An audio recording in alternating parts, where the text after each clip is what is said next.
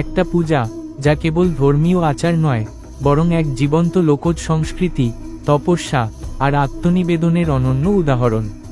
আজ আমরা জানব চৈত্র মাসের এক বিস্ময়কর পূজা, চড়ক পূজা, এর ইতিহাস, রীতিনীতি, বৈজ্ঞানিক দিক আর এর গভীর অর্থ।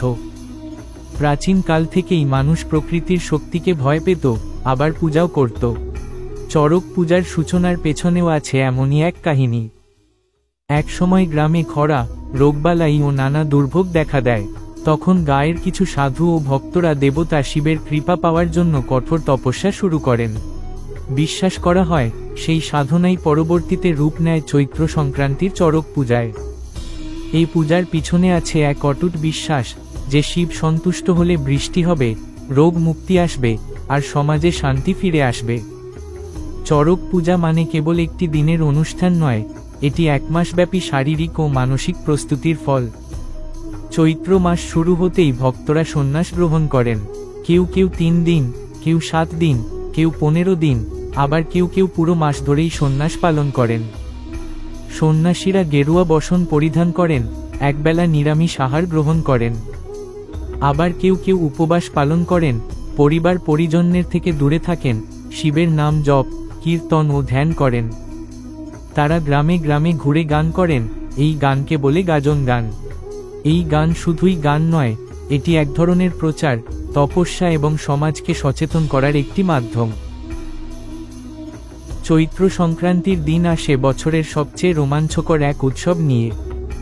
এই দিনে চড়ক বৃক্ষের চারপাশে গড়ে ওঠে মেলা। শত শত মানুষ ভিড় করেন সেই মেলায়।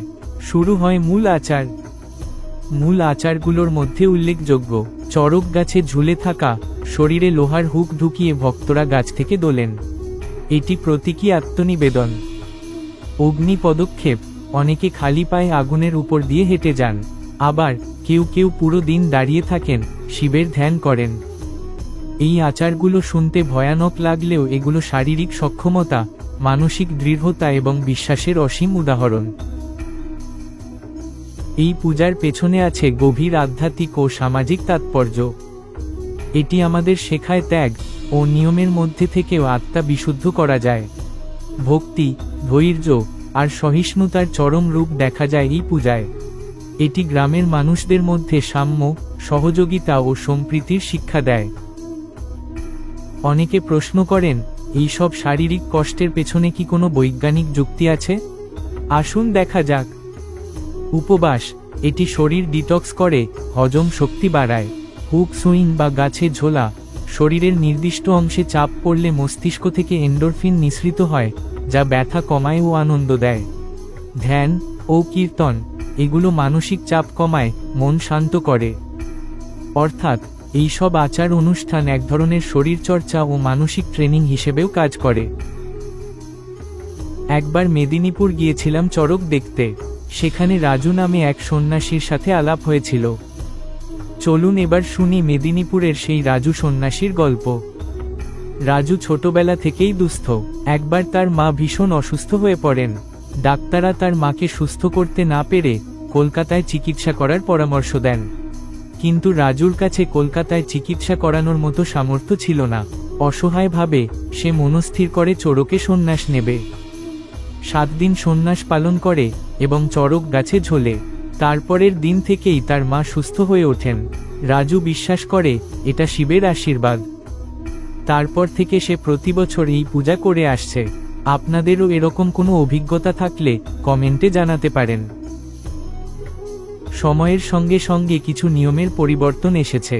কোথাও কোথাও হুক ঝোলানো নিষিদ্ধ হয়েছে, তবে পূজার মূল ভাব এখনও অটুট। আজও চড়ক পূজা লোকজ সংস্কৃতির অন্যতম পরিচয়।